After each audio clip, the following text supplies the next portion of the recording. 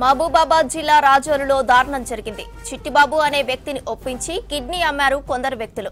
ఆ తర్వాత సరైన ట్రీట్మెంట్ ఇవ్వకపోవడంతో ఆయన అస్వస్థతకు గురయ్యాడు. కుటుంబ సభ్యులు చిట్టిబాబును మహబూబాబాద్ ఏరియా హాస్పిటల్ కి తరలించారు. ఆయన కండిషన్ సీరియస్ గా ఉన్నట్టు తెలుస్తోంది. కిడ్నీ అమ్మిన విషయం తమకు తెలియదన్నారు బాధితుడి కుటుంబ సభ్యులు. కిడ్నీ అమ్మిన వ్యక్తులపై చర్యలు తీసుకోవాలని కురవి పోలీస్ స్టేషన్లో ఫిర్యాదు చేశారు. మహబూబాబాద్ జిల్లాలో కిడ్నీ రాకెట్ నడుస్తుందన్న ఆరోపణలు వస్తున్నాయి.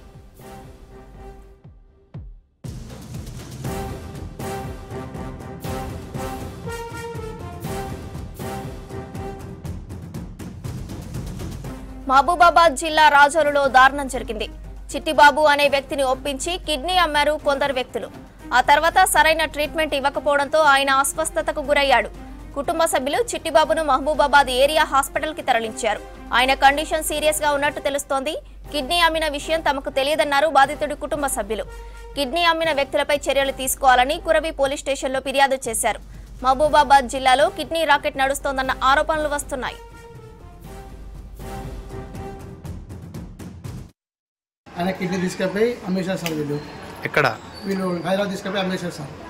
అయితే తీసుకున్నోడు కూడా వాళ్ళు చంద్ర, వాళ్ళ పేరు తీసుకున్నోడు కూడా చంద్ర. అయితే నాకు వీరికి 2 ఎకరాలు పొలం ఇస్తా అని చెప్పి 2 ఎకరాలు పొలం ఇస్తా అని చెప్పి 40 గొర్రెలు ఇస్తా అని చెప్పి ఇంటి అడుగు ఇస్తా అని చెప్పి తీసుకెళ్ళి వాళ్ళకి మాయమాటలు చెప్పారు సార్. మాయమాటలు తీసుకెళ్ళి చెప్పేవారికి వాడ సరే అని తాగిన మైకలు తీసుకెళ్ళి ఏదో చెప్పేసి వానికి చేపించారు సార్. చేపించిన తర్వాత తీర దగ్గర పోయి పైసలు అడుగుతా అంటే మన పెద్ద మనుషుల్లో మాట్లాడండి సార్. మన పెద్ద మనుషులు మాట్లాడుతుంటే 5 లక్షలు 6 లక్షలు చేసినాడు సార్.